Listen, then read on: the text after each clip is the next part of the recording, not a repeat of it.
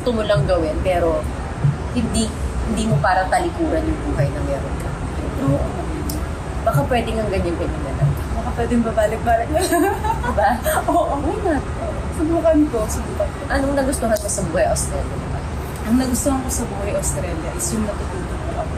Kasi hindi ko natutunan yung pagiging nanay dito sa Pilipinas. Dahil yung health, natuto ako luto, natuto sa gawain bahay, natuto kang mag-budget. So sa halos 3 taon ko po sabi ko naman na I'm still learning, pero kahit pa paano, kaya ko na. Parang no? Parang bagong simula. Yes. Parang fresh lahat. Opo. Gusto ko nga yun kasi parang yung adjustment ulit, parang ang sarap ulit ng